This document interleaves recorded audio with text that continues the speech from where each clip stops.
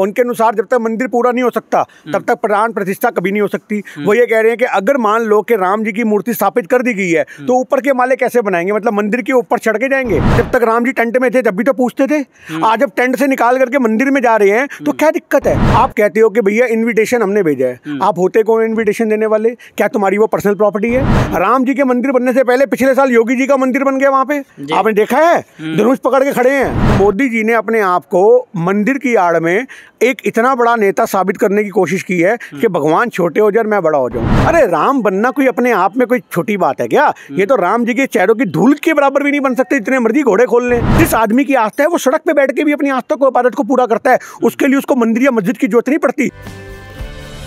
आदाब दोस्तों, मैं आपके साथ जफर सिद्दीकी, आप देख रहे हैं पीआरबी। जिस तरीके से राम मंदिर के उद्घाटन को लेकर पूरे देश भर में ये कोहराम मचा है और हर आदमी ये कह रहा है कि राम मंदिर की प्राण प्रतिष्ठा कैसे होगी, पूरा दुनिया देखेगा। तो वहीं दूसरी तरफ दिल्ली के अंदर आप हर चौराहे पर ये देख सकते हैं कि हर चौराहे पर बोर्ड लगाए गए हैं कि हर व्यक्ति अपने घरों में दिवाली मनाए। पूरे मुद्दे पर मेरे साथ बातचीत करने के लिए मौजूद है सोशल एक्टिविस्ट गिन्नी शानी, जो बेबाकी से तमाम सवालों पर बोलते हैं, देश के जागरूक नागरिक है। कैसे देख रहे हैं राम मंदिर की प्राण प्रतिष्ठा को? देखिए, सबसे बड़ी बात तो ये है कि आज ये मुद्दा दो भागों में बट गया, एक विरोध का और एक समर्थन का। विरोध करने वाले वो लोग हैं जो कुछ राजनीतिक हैं, कुछ सामाजिक है और कुछ की आस्था को सही में ठेस पहुंची है। अब जैसे मान लो जिन लोगों का शंकराचार्य में और सही मायने में हिंदू तत्व में बहुत ज़्यादा विश्वास है, उनके अनुसार जब तक मंदिर पूरा नहीं हो सकता तब तक प्राण प्रतिष्ठा कभी नहीं हो सकती। वो ये कह रहे हैं कि अगर मान लो कि राम जी की मूर्ति स्थापित कर दी गई है तो ऊपर के माले कैसे बनाएंगे, मतलब मंदिर के ऊपर चढ़ के जाएंगे, नीचे राम जी की मूर्ति और छत पे मकान बनेगा, ये वो वाली बात होगी ना। तो उन लोगों को ये बात गवारा नहीं हो रही। उन लोगों को ये था कि ये चुनावी स्टंट है। ये हालांकि शंकराचार्य साहब बोल रहे हैं, हमारी जबान नहीं है, ये चुनाव के लिए कर रहे हैं, ये है वो है। वहीं अगर आप इसको दूसरी तरफ देखोगे तो जो अंधभक्त समाज के लोग हैं, जो मोदी समर्थक हैं, या जिनकी इतनी अटूट आस्था है कि उनको इससे कोई फर्क नहीं पड़ रहा कि उस चीज का जो उद्घाटन है वो अधूरा है या पूरा है, वो ये बोल रहे हैं कि भैया राम मंदिर बन रहा है, बहुत बड़ी बात है, हमारे लिए मंदिर बन रहा है, यही बहुत बड़ी बात है। क्योंकि जिन लोगों को मंदिर के लिए इतना वेट करना पड़ा, कोर्ट कचहरियां भुगतनी पड़ी, वो ये कह रहे हैं भैया बन रहा है ना, बहुत बड़ी बात है, आधा बने अधूरा बने हमें कबूल है, हमें कबूल है, जैसा भी है हमारा मंदिर है। तो आज उन लोगों के पास कहने के लिए बहुत से प्रलोभन है। ये मैं आपको सारे अपने व्यक्तिगत नहीं, लोगों के विचार बता रहा हूं जिनसे मेरी मुलाकातें हुई हैं। आज की डेट में वो लोग कुछ ऐसे भी हैं जो ये कहते हैं कि भैया जब तक राम जी टेंट में थे जब भी तो पूछते थे, आज जब टेंट से निकाल करके मंदिर में जा रहे हैं तो क्या दिक्कत है। जिस राम की मूर्ति को हम टेंट में पूजनीय मानते थे, उनको आधे अधूरे अगर, और वैसे भी एक बात समझने वाली बात है, जिस जगह राम जी की मूर्ति रखी गई है अगर वो हॉल पूरा है, तैयार है, तो कोई दिक्कत नहीं है। आज शंकराचार्य जी का दर्द कहीं ना कहीं इस रूप में उन लोगों को यहां दिख रहा है कि इनको मुहूर्त नहीं करने दिया गया, इनके हाथ से उद्घाटन नहीं हुआ। अगर आज शंकराचार्य जी के हाथ से रिबन कटवा दिया जाए तो शंकराचार्य जी कहेंगे कोई दिक्कत नहीं है, कोई हमारे लिए मुहूर्त मैटर नहीं करता, क्योंकि हमारे हाथ से मुहूर्त हो गया। आप समझ रहे इस बात को। तो यहाँ पे समाज ही, हिंदू समाज ही, आज ये हिंदू राष्ट्र की बात करते हैं। मैं इन लोगों को आज एक बात कहना चाहता हूँ कि आप लोग खुद सोचो कि एक नेता ने आप हिंदुओं को दो भागों में डिवाइड कर दिया। एक भगवान जी के मंदिर को लेकर के दो मत हो गए, एक कह रहा समर्थन कर रहा है, एक विरोध कर रहा है। तो जब हिंदू आपस में एक नहीं हो पा रहे तो ये किस हिंदू राष्ट्र की बात करते हैं, ये कैसे हिंदू राष्ट्र इकट्ठा कर सकते हैं। लेकिन सरदार जी, एक तरफ जो राजनीतिक पार्टी है बड़ी, जैसे इंडिया अलायंस की बात कर रहे हैं, कांग्रेस के नेताओं ने भी तो पत्र को नकार दिया, कहने लगा हम नहीं जाएंगे। बिल्कुल सही बात है। आपका इस सवाल का जवाब बड़ा बाखूबी दूंगा।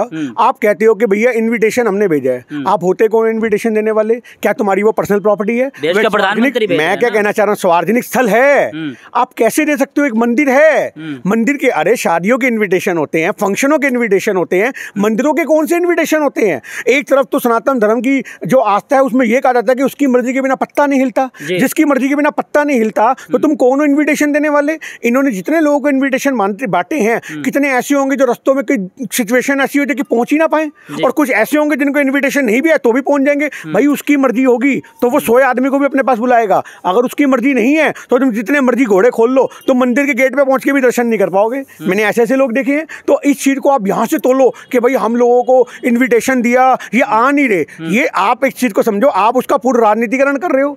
आपने उस चीज में जो राम जी के पोस्टर लगाए हैं, उन पोस्टरों में राम जी ही नहीं है, सिर्फ मोदी ही हैं। हमें तो ऐसा लगता है कि कहीं ना कहीं एक कमरे में राम जी के साथ साथ मोदी जी की मूर्ति भी कोई ना रख दे, जो अंधभक्त इतने बावले हुए हैं। आपको पता होगा योगी जी का तो मंदिर बना ही रखा है इन लोगों ने। ये बात मैं क्यों कह रहा हूँ, मेरे को बोलेंगे अभी कलप सरदार हिंदुत्व का विरोध मत करा रहे। भैया हम विरोध नहीं कर रहे, तुम सवाल करो, विरोध तो तुम्हारा है।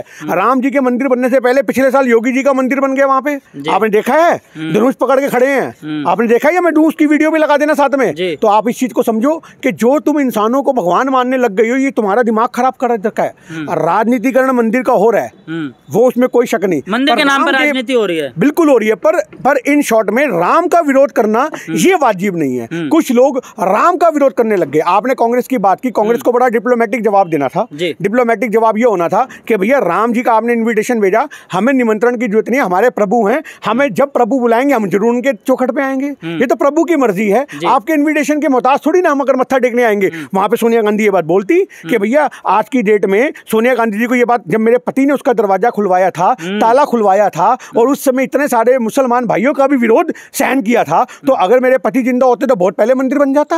इसमें कौन सी बड़ी बात है। तो आज की डेट में कहीं ना कहीं कांग्रेस अपने पक्ष को दमदार तरीके से रख नहीं पाई, जिसकी वजह से लोग इसको घेरते हैं। लोग कहते हैं, हम डिबेट में जाते हैं, हमें कहते हैं कांग्रेस ने 22 वकील खड़े कर दे, 22 वकील खड़े कर दे।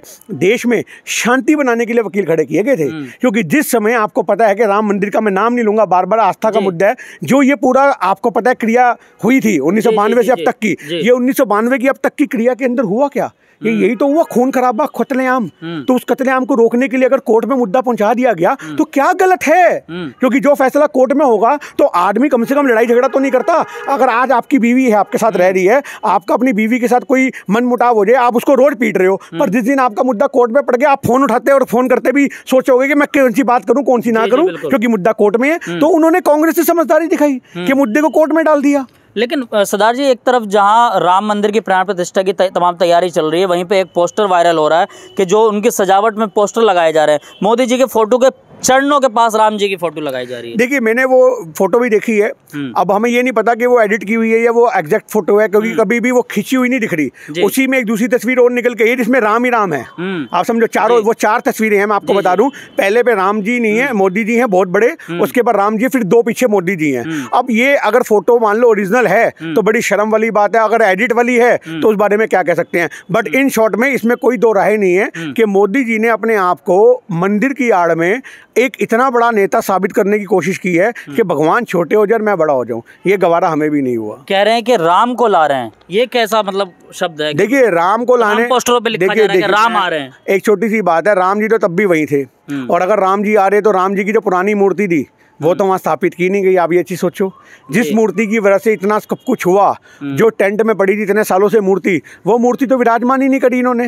अब ये तो वो सोचेंगे और बताएंगे कि उस मूर्ति का क्या कर रहे हैं, क्योंकि जो बताते हैं अपने आप अवतरित है, जमीन में से निकली थी, या कुछ भी लोगों की आस्था है, तो उस मूर्ति को तो वहाँ पे आपने रखा ही नहीं है। तो आप ये कह रहे हो राम जी आ रहे हैं, और राम जी को लाने वाले तो आप होते ही कोई नहीं। उनको लाने वाली माता कौशल्या थी, उनके पिता दशरथ थे। तुम कौन हो? तुम कौन हो जो राम जी को ले आओगे? तुम उस बात को यहाँ से तोलते कि भैया जो राम को लाए हैं हम उनको लाएंगे की जगह होना चाहिए, जिन्होंने राम जी का मंदिर बनवाया है हम उनको लाएंगे। चलो, बात समझ में आती है। इसमें कोई दो राय नहीं है कि भाजपा को फुल क्रेडिट जाता है मंदिर बनवाने का, इसमें कोई दो राय नहीं है। भाजपा ने लड़ाई लड़ी है मंदिर की और वो जीती है, पर आप उस आस्था के नाम पे आज तक देश के बाकी सारे मुद्दे खत्म कर दोगे तो आपसे सवाल खड़े होंगे। आज की डेट में मोदी सरकार ने जो काम किया है मंदिर को लेकर के, अगर आप उसके लिए मोदी जी को शाबाशी या धन्यवाद देना चाहो तो आप बिल्कुल दो, पर आप राम जी से बड़ा उनको बना दो तो ये गवारा नहीं होगा। एक आखिरी सवाल होगा कि जिस तरीके से देश के प्रधानमंत्री ने ये अपील करी कि लोग ज़्यादा भीड़ भाड़ में ना आए और अपने घरों पर रहकर दिवाली मनाएं, आप कैसे देख रहे हैं? क्या दिवाली मनाएंगे सरदार? देखिए, आस्था का मुद्दा है, इसमें हमारे कहने या ना कहने से कुछ है ही नहीं। अगर लोगों को दिवाली मनानी है, लोगों को, वैसे इसमें कोई दिक्कत नहीं है, पूरा देश राममय हो चुका है। क्योंकि देखो आज की डेट में जिस राम राज्य बन चुका है। देखिए, नहीं, राम राज्य बनना तो बहुत बड़ी बात है। राम तो वो थे जिन्होंने अपने पिता की एक शपथ के लिए अपना घर छोड़ दिया, जिनको ये अछूत कह के मंदिर में पानी नहीं पीने देते। आप समझो इस बात को, मार देते, पंडितों ने मारा है। आप ये बात कर रहे हो, आप कितनी वीडियो निकाल लो, पंडितों ने मटके उठा करके आदिवासियों के, दलितों के सर पे मारे कि तूने मंदिर का पानी कैसे पी लिया। उस राम जी ने शबरी के, जिनको दलित समाज से माना जाता था, उसके झूठे बेर खाए हैं। अरे राम बनना कोई अपने आप में कोई छोटी बात है क्या? ये तो राम जी के चेहरों की धूल के बराबर भी नहीं बन सकते, जितने मर्जी घोड़े खोल लें। पर आप इस चीज को समझो कि राम जी के लिए बनने के लिए एक बहुत बड़ी ताकत चाहिए। चाहिए, वो बहुत बड़ा संयम चाहिए। आप इनके खिलाफ कुछ बोल दो, अभी आपको आधे हिंदू जो होंगे मेरे से सक्षम नहीं होंगे, गालियां देंगे, ये राम जी की वो हैं क्या? राम को मानने वाले भक्त, आप ये समझ जाओ कि उनकी गर्दन पे तलवार भी रख दो तब भी वो राम कहेंगे, और यही अल्लाह को मानने वाले लोग होते हैं। आप उनके गर्दन कलम कर दो, अगर वो इबादत में बैठा तो उठेगा नहीं, वो अपनी इबादत पूरी करेगा, बल्कि उसकी गर्दन कलम हो जाए। तो राजनीतिक स्टंट है मतलब जो अभी हो रहा है, ये राजनीतिक स्टंट नहीं जी, राजनीति है, राजनीति है, ये पूरी राजनीति है। बट जो लोगों की आस्था है, उन आस्थाओं का हम समर्थन करते हैं, उन आस्था वालों के साथ खड़े हैं।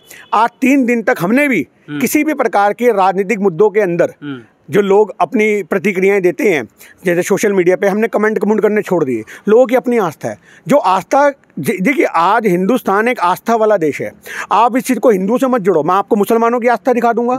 आप इस चीज़ को कैसे, आप एक तरफ मान लो, आपकी इस बात को काट के आगे लगाना जो बोलने वाला हूँ। आप कह रहे हो आस्था की बात, अरे मंदिर अधूरा है। अरे हमारे देश के अंदर ये वो हिंदुस्तान है जहाँ पे आप सड़क पे लाल पत्थर रख दो और उसके ऊपर चुन्नी चढ़ा दो, लोग उसको भगवान मान के पूजने लग जाएंगे। जो पीके फिल्म में दिखाया, ये लोगों की आस्था है। लोग सड़क पे एक पत्थर रख के उसको पूजते हैं। और यही हमारे मुसलमान भाई होते हैं, जब रोज़ों में होते हैं, उनको कोई जगह नहीं मिलती तो जो अपना गमछा का साथ में लेके चलते हैं, वो कहीं पर भी एक जगह साफ करके वहीं बिछा के अपना रोज़ा खोल लेते हैं। वो सड़क के किसी भी किनारे बैठ जाते हैं, जो लोगों को गवारा नहीं होता। जिस आदमी की आस्था है वो सड़क पे बैठ के भी अपनी आस्था को, इबादत को पूरा करता है, उसके लिए उसको मंदिर या मस्जिद की जरूरत नहीं पड़ती। तो इसलिए आज अगर मंदिर अधूरा भी है तो हम उस चीज़ का इस मामले में समर्थन करते हैं कि भैया जो अधूरा या पूरा है वो तो उसको छोड़ दो, चुनावी स्टंट करे, वो कुछ भी करे, पर जब आस्था की बात आ जाएगी तो उस आस्था के हिसाब से टेंट से ये मंदिर बहुत बढ़िया है, चाहे आधा है या अधूरा है।